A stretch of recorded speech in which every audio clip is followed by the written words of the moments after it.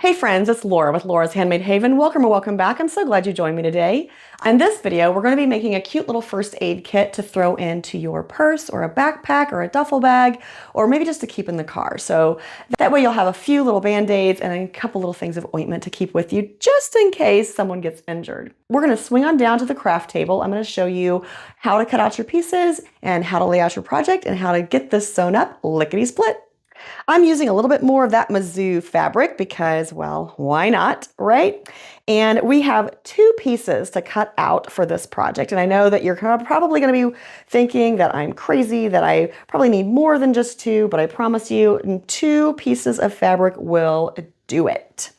So for this project, you're going to need 2 different fabrics. Now you can do it with one, but you all know that sometimes it's just a little cuter when you have a little accent. So we're going to cut this from 2 different fabrics. And this is going to be my main fabric. So we're going to have a main fabric and an accent fabric. So the main fabric, we're going to cut 13 by 11. Now the first thing I'm going to do is just straighten up this edge over here.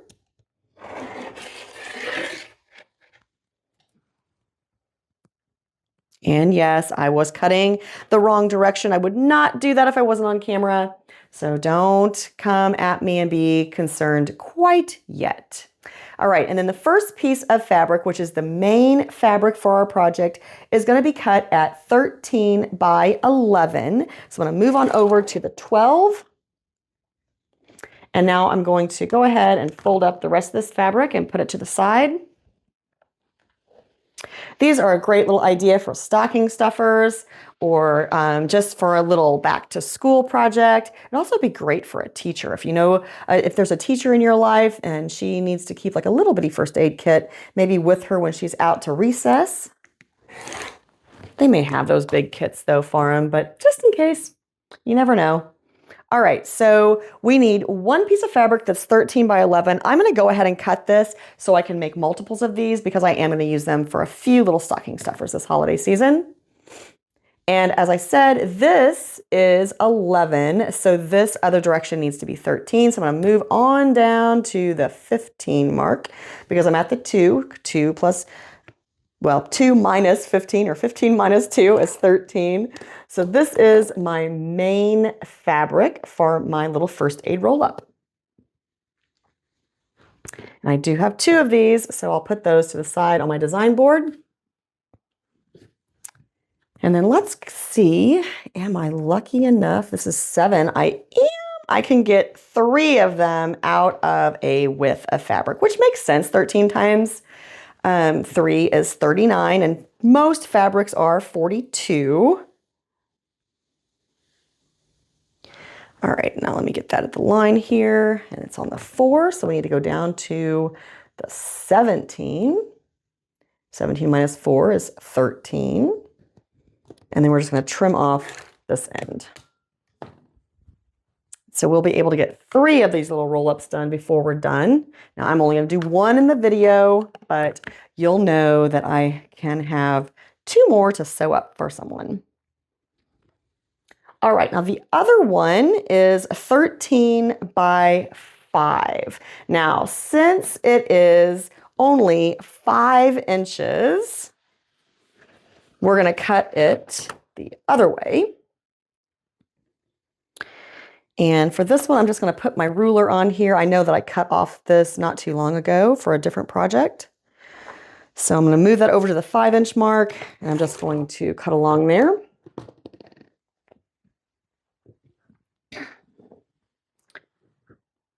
Folding my fabric back up. Okay, now I'm at the 4, so we'll move on down to the 17. And this fabric is not 42 inches wide, so I don't have that interior accent fabric that I need. I'd have to cut another strip, and I'm just going to leave it for right now. I'll come back and cut that later. All right, that is all the cutting we need, except we do need 1 piece of elastic that is about 3 or 4 inches long. Doesn't really have to be exact. We're going to go ahead and cut 2 of those just in case we get crazy and do some chain piecing at the sewing machine. All right, our first stop before we go to the sewing machine is we're just going to press this fabric a little bit. And the first thing we're going to do is just fold it in half. Both pieces are going to get folded just in half. And that's just going to give us a nice sharp edge to work with. These are really a great gift idea if you have a new driver in your family. Ask them to just throw that in the glove box. Or a kiddo going back to school, they can throw it in their backpack. I actually keep one of these in my desk at work as well. So all of those things are good ideas. Okay, so at the sewing machine, this is going to be pretty easy peasy. What we're going to do is, now remember, the only thing you have to keep in mind is that you do not want to sew this completely shut, but you're going to turn it right sides together, and you're going to start on either end. And you're going to sew around the 3 sides, but you're going to leave a place to turn in the middle. Don't forget that little part. I always do. We'll see how well I do this time now that I've said that a couple times. I tell my husband all the time, usually if I'm saying, hey, can you remind me to, it's really because that way, if I say it out loud a couple times, then I remember. Are you guys like that? I don't know. I just... so many things going on in my brain most of the time. All right, we're going to do the same thing for the larger piece of fabric. Again, just right sides together. Start on either end, either one of the short ends. We'll do a little back stitch to get started just because there's no interlocking there. We're going to go all the way down to the corner and turn. And again, we're going to leave a little spot here, somewhere in the middle. It doesn't have to be exact middle. And just long enough that you can turn it out. I would say around 3 inches. If you want to measure it, 3 inches. And then we're going to sew up the other end. And I just messed up. I was so worried about those openings, I forgot the other piece of the puzzle. Take your elastic, put it in a little loop, and you're going to stick it inside one of the ends of the main fabric. This would have been easier to do before I had it all sewed together, but we will deal with it. Now, if you do this correctly, you should be about 2 inches down from one of the edges. All right, now we're going to turn these out, and I'll show you how to press them and put them together. So at this point, I'm just going to turn out both of these pieces of fabric, both my main fabric and the accent. If you have a 2-point turner, this would be a great time to run it in and just poke out those corners. You may have noticed I did clip my corners, so before you turn yours out, make sure you do clip those corners. That'll help you get a nice sharp point. And we will take this back to the ironing board and give it a good press before we put everything together. Again, the smaller one, just same thing, just turning out the fabric. Using my 2-point turner to run along the seams.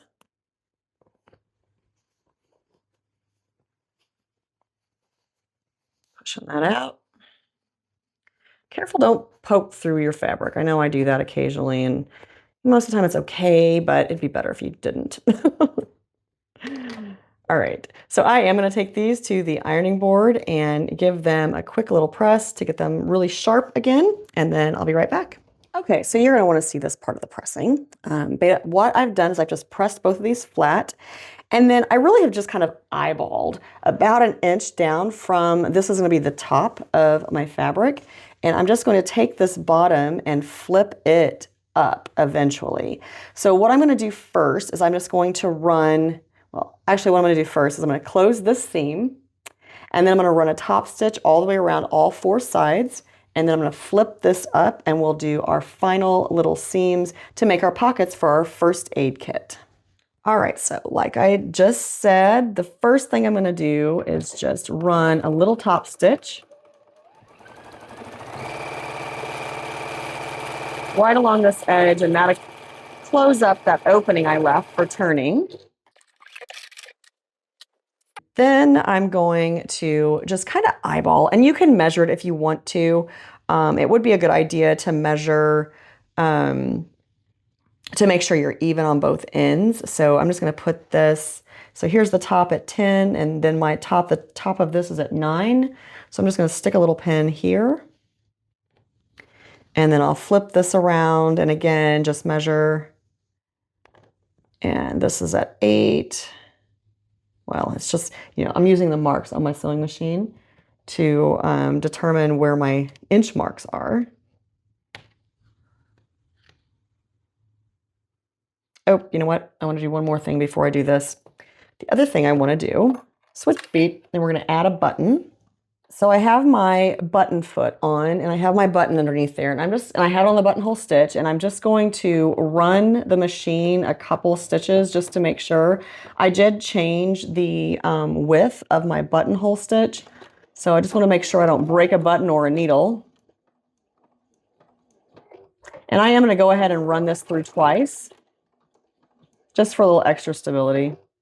But you want to put this button on now rather than after you put your pieces through there, because you don't want to have this button hole. No, you don't want to have this button stitch all the way through all your layers. You want that to be hidden. But you got to remember that it's there. And what we're going to do for that is just put a pin right here, so that way when we're measuring out our lines to sew up, we won't accidentally hit that button and again break a needle. All right, now that we have our button on and we have it marked, we're going to go ahead and run another top stitch all the way around all 4 sides, and I'm just going to start up here in the corner. Oh, we did not remeasure this, so let's go ahead and remeasure this just to make sure we're good. I think we are, but just in case anything shifted on us. All right.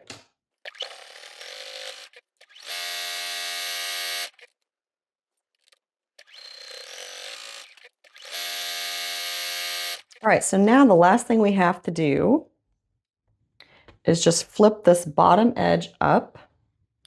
And I am going to go ahead and take this back to the ironing table and give this a press. So basically you flip this bottom, you flip the main fabric up to the bottom of the accent fabric. And then from the outside, you don't see it at all. But from the inside, you can see, and you don't have to go up all the way if you don't want to. You can go, you know, maybe you want to leave a little bit more. It's fine. It's just going to make your little first aid kit a little taller. So I am going to put a couple little pins in this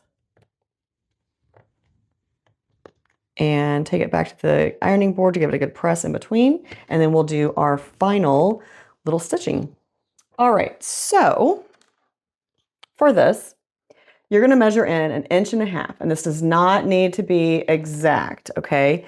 But you're going to measure in basically 1.5 inches, and that just so happens to be the edge of my metal plate on my machine. So this is going to make it very quick and easy for me. Let's do a little back stitch, and we're going to sew all the way up. Now this is going to do 2 things. It's going to make little pockets for your Band-Aids and ointments, and maybe some wasp sting relief or something like that. It's going to make little pockets for that to be stored in, and it's also going to give a little more stability to the fabric, and it's going to allow it to roll a lot easier when you start rolling it up. Now, I like to put 3 of these little seams from each end and then leave the middle open, because that way if you have some larger Band-Aids that you want to put in this, you will have a pocket for those as well.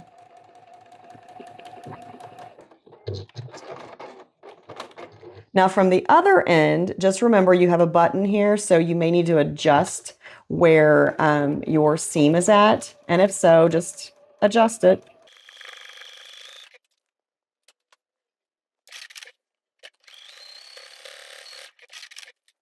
I do think that's going to be right where that button is. So we're just going to make this one a little bigger.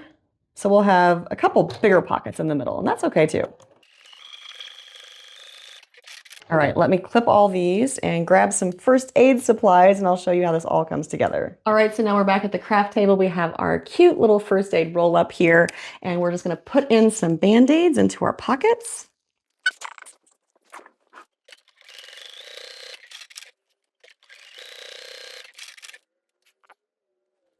Okay, so if you're following along, the one place that I didn't show you to sew is right here on these ends. Make sure you sew those down too on the ends here, or else the end of your little first aid roll up will be like flopping open and that's not gonna hold anything. So we're just gonna fill this up. Now, if you have a specific type of Band-Aid that you like, just make sure that the measurements that I gave you are the correct ones for your style of Band-Aid. I do also have some, Q-tips in here just in case you need some of that because that's how you should be applying that ointment to anyone. Just use a little Q-tip on there. We have lots and lots of Band-Aids that we can stick in these pockets. All right, and then once we have all of that inside, we just roll this up and the elastic will come around and go around our button, keeping everything nice and secure right inside. And this is a great little item to throw in your purse, throw in the car, throw in a backpack. And then if that little owie happens, you are prepared and you can take care of it. I hope that you enjoyed this quick tutorial on how to make your own little first aid kit roll up for your car, backpack, purse, wherever. And I hope that it inspires you maybe to make some stocking stuffers or just some quick little back to school gifts for someone in your life. Until next time, I hope you find joy in all you do, carve out some time for crafting and creating, and remember it's always better when you make stuff up.